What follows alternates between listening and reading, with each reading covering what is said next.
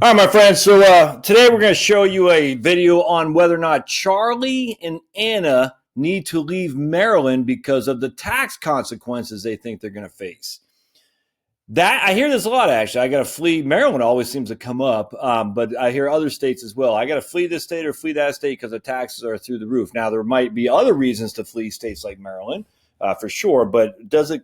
Tax is one of them. I think you'll be pleasantly surprised what we find here today. So, welcome to Heritage Wealth Planning. Unfortunately, for some reason, I can't get my mug to show up in here, so you just have to see my smiling face and that picture of Portsmouth, New Hampshire, with my monkey suit on. But don't forget to subscribe and, of course, thumbs up and comments down below and share the video for sure. All right.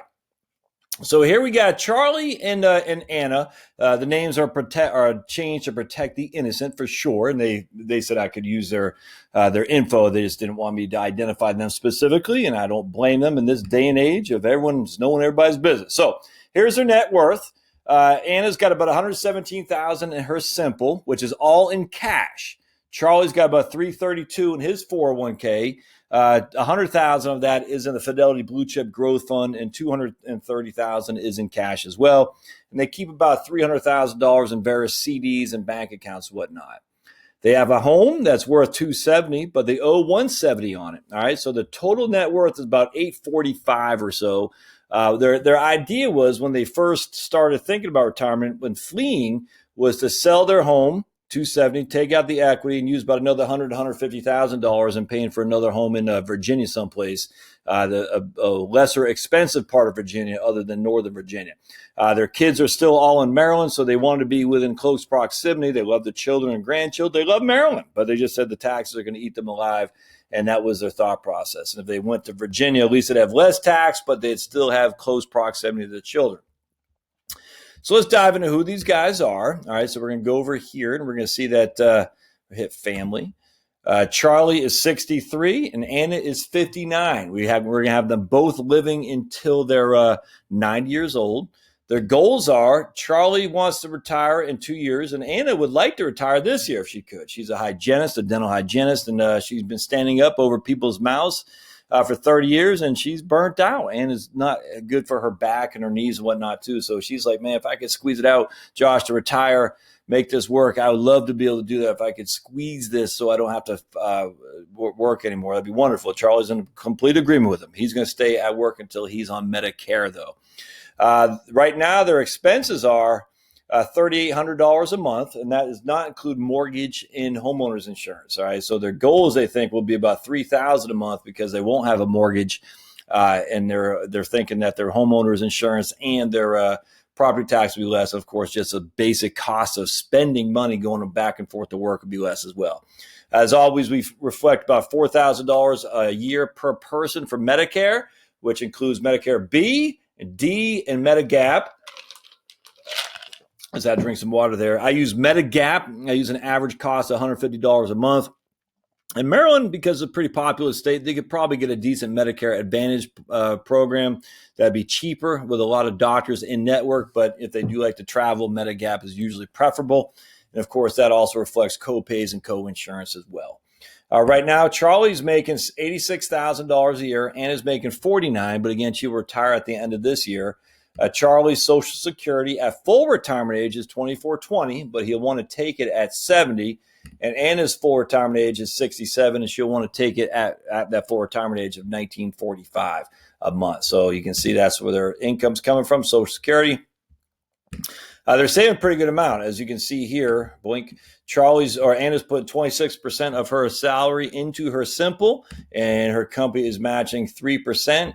And Charlie's put 23% of his salary into his simple, and you can see the company is also matching 3% as well, as you can see down here. All right. So let's what else we got here? We already talked expenses, and we already did net worth. All right. So that's Charlie and Anna in a nutshell. So let's see what they got from a retirement perspective in terms of their ability to retire, and then we're going to show you how much of taxes are truly going to be paid. And what you see here is they got 100% success probability of even if Anna retires at 59. Initially, we said $3,000 a month is their current projections, but if we went up to $3,500 a month, they still have 100% probability of success. and they're leaving a net worth, a liquid net worth of $370,000 at the death of Anna, because Charlie will die first. He's older and a man. If they do the current one where they're only spending $3,000 a month, not $3,500, again, 100% probability of success. In that case, they're leaving $711,000 of liquid net worth, and they have a pretty high confidence. As you can see here, the proposed plan, the blue vein, the dark blue vein that you can see there, never gets anywhere near zero. So they're doing just fine without question. And we haven't done anything in terms of changing the allocation or changing Social Security payouts or anything. I haven't done anything just simply because they're in good shape. If Anna wants to retire at 59, she'll be just fine. If their expenditures are truly what they think, and now we go to cash flows to get a gauge of that. And I said, Charlie and Anna, let's see. We're going to go to expenses. Here's your total expenses: $3,500 a month in living expenses, $18,000 a year, $18,000 a year in housing, which includes your mortgage and your property taxes and your homeowners insurance. $4,000 for the first year for Anna, because Anna is retired, but Charlie is not. So $65,000 roughly in the first year, and then the next year when Charlie retires, $70,000. Now in a few short years, right here, if they stay at the same place. In 15 years, they'll have no mortgage payment, so their expenses will actually drop even after adjusted for inflation to $90,000 from $98,000 the previous year. So basically what I say is, look, if I give you a check for $60,000 this first year, you think it'd be okay? That covers everything, and the answer is absolutely. They'll be just fine. They've never retired, so we don't know, but that's a good place to start with, and they said, yep, we're going to be good. So their income flows, where is it going to come from? It's going to come from nothing. They have no income here from 65 until 70 when Charlie takes Social Security, and then 67 when Anna takes Social Security. So they have no income for those years, and then all their income is going to be is Social Security, but they will have IRA mandatory distributions, as you can see, these planned inflows. And what you'll see over here on these net flows is they have negatives. They're pulling the money from savings, from 401ks, simples, and then they'll have excess surplus, which will go back and be reinvested in this account here, their taxable account. You see, that's their savings right now, pulling money. Then they're going to start pulling it from 401k. And this is her simple, and they don't really ever have to pull much from that. It is a little bit in pro rata, but then after they're both on Social Security, they'll start adding money back into their taxable accounts because their RMDs, the required minimum distributions, they'll have more income than they have expenditures, so they're going to reinvest that. And what will happen here, they'll have $510,000 of liquid net worth at their death if we use a linear rate of return. In this case, we're not really having a much of a rate of return because they're a pretty conservative portfolio, as we say here today. And then you can see their total net worth at their demise will be right at $1 million. That includes their home at $489,000. Plus their accounts have another $500,000. So a lot going on there, but now we want to look at the tax. There we go. All right, so let's just get him down here. All right, so what else I want to show? A couple of things I do. Every now and again, I'll talk to somebody who express a little bit of frustration with the software. They say, the software doesn't do any projections on my specific investments. And it does. What it does, it projects based on the allocation, though not your specific investments. So in this case, that's Charlie's 401k, $100,000 that he has in the Fidelity Blue Chip Fund. But we're not going to say the Blue Chip Fund itself is going to grow at a historical basis what the Blue Chip Fund did, because that'd be silly. We're going to say the Blue Chip Fund falls in one of these categories. And we have returns designated for each of these categories. So U.S. stocks is 7.5, international is 8, 8.5. I think I have 6 here, 3.5, I think. And off the top of my head, 4, I don't remember. Cash is 1. So all we're saying here is 1, 2, 3, 4 of these 8 categories. That's how we're going to allocate your investments. So if you have a Vanguard S&P 500 and you want to say later on down the road, I want to make it a bond fund, what you have to do then is you have to go into retirement and you have to say, I'm going to change that allocation right here to asset allocation. I have all these different ones. Now you cannot do this in the future. You can't say, I'm going to do it 10 years from now. You can't do it like that. You got to say, I'm doing it today for the foreseeable future. Now, what you could do if you wanted to, you could go in there and change all these profiles, because you can mess around with this to your blue in the face. You could say, now, let's just say you run the numbers, and we'll say in Charlie and Anna's case, now they're 70 years old, not 60 so, and you say, okay, what do they have for accounts? You can say their accounts at 70, is they have, let's see, 355,000 in Charlie's 401k and 106,000 in Anna's IRA. So you can go back there if you want, and you can go to profile, and you can simply just change the numbers here to reflect that they're now 70 years old and what's that, 67 or something like that, and just change the amount in investments in which you can change the allocation at starting at that point. But you can't do in the software. It's all or nothing. I mean, you got to say today we're all aggressive, or we're all moderate, we're all conservative, and tomorrow we're going to be all aggressive, all conservative, all moderate. But you can't say today we're all aggressive, but in 10 years it's going to be conservative, or less conservative, in 20 years will be less conservative. You can't do it like that. There are some kind of workarounds that, which I frankly don't really subscribe to that much, because I don't know why anyone would change their portfolio that much anyway. But I'm not going to dive into that here today. All right. So let's look at tax. We're going to look at cash flows again to show you the taxes. All right. So we're going to go to taxes. Watch this.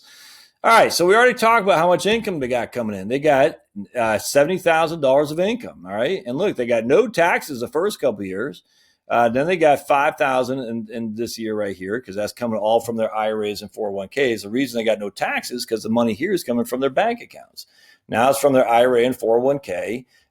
They got no more taxes again here because they're kicking on Social Security. So their Social Security is covering all their taxes. I mean, they don't pay any tax when all your incomes come from Social Security. Now they start having RMDs that are above and beyond their standard deductions. So you can see they have minimal taxes. And we have, at 88 years old, they got $3,000 in tax. So if we go to the, actually, this will just be the, right here's what I want to show you. And what you can see is state. Nothing, literally nothing. Look at that, nothing. 64 to 60, 74 is Anna, and Charlie's 78. They got $2 in state taxes. Nothing. I mean, literally, they got. And when Charlie dies right here, and Anna's a widow, she has $1,300 in taxes. Just no big deal, none at all. And if we go to the tax form, but this is from the Fed. Never mind, this is just the Feds here. I mean, look at this. Let's go to 34 years old. They got $87,000 come from Social Security. They have a little bit of taxable interest. They have a little bit of IRA, 401k distributions, which means only a portion of their Social Security, about a third of it, is taxable. So their taxable income, their total income, adjusted gross income, is $46,000. Subtract their standard deductions and whatnot. Their taxable income here is $13,000. That's it. Nothing. I mean, look at that. Literally $13,000 of taxable income puts them in the 10% bracket. That's $1,327 of taxes. That's not going to be enough to drive them out of the state. It's just not. I cannot stress this enough. So if we go back to cash flow and we say, how much is their state of Maryland tax? You can see it's going to be a pittance. Look at that. Nothing. I mean, we're talking 1, 2, 3, 4, 5,000, 6,000. I mean, probably $7,000 in state of Maryland income tax. That's it. Don't believe me? Let's go up here then. We're going to show you what it is. So their Social Security benefit, let's go to a cash flow.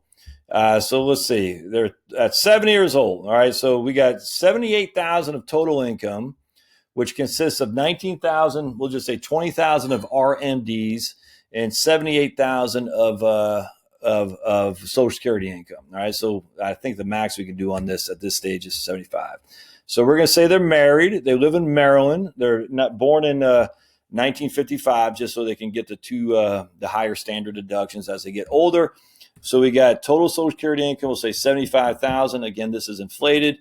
Their RMDs 19,344. We hit enter.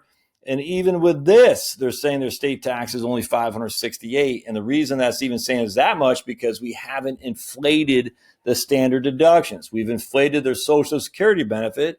We've inflated their RMDs, but we haven't inflated their standard deduction. So even here, under a silly, because this isn't going to happen, they're going to get a standard deduction that is adjusted for inflation. Their state tax is only $550. And their feds are $1,178. The reason for that is because Social Security represents the vast majority of their income. So now let's just say that's $95,000 of income. They're only paying a couple $1,000s in taxes. Let's say we had, 50,000 Social Security. Oh, no, we'll say 35,000 in Social Security and 45,000 and or 50,000, 60,000, 60,000 in retirement income. Watch the difference now. 2451 to the state of Maryland and 7444 to the feds. That's 100% increase in taxation because of taking it from their IRA as opposed to Social Security. So and again, this is not including your standard deduction being inflated. The Right Capital software does inflate your standard deduction, which is awesome. But that's what I'm trying to say, folks. At the end of the day, the tax man, even in the state of Maryland, if your income is less than $100,000, is almost not. I mean, look at this. Effective tax rate, 3.1 to the feds, 3.5 to the feds, 3.8 to the feds, 0.4 to the state. And then we get the widow's tax trap, but even there is still at 10%. So the moral of the story, don't sweat taxes in Maryland. Maybe we'll do another one of these on California as well. Now, again, if you want to own firearms, if you want to get in Colorado, I guess they ban you from your rain catch system, so you can't catch water off your roof, which is boggles the mind. I mean, state California is just crazy. Oregon is going insane. So there's other reasons to flee these states, but taxes are not one of them if your income is moderate. It's just not. So as always, I hope you find this helpful. If you find this of value to you, you want to donate to old Josh, here's my website right here. And if you scroll down the bottom, you'll see where it says donate. By all means, throw a couple bucks my way in the tip jar, if you will. I'd appreciate that. But here's how, here is my website, by the way. It's Heritage Wealth Planning. And what you do is you go to the interactive tax chart right here, and that will take you here. And this is actually the sales tax thing right here. Right. If we keep going down, hold on. Here we go. This is a sales tax chart, which is pretty cool too. All right. Don't forget to subscribe, and we'll see you next time. Thanks, guys.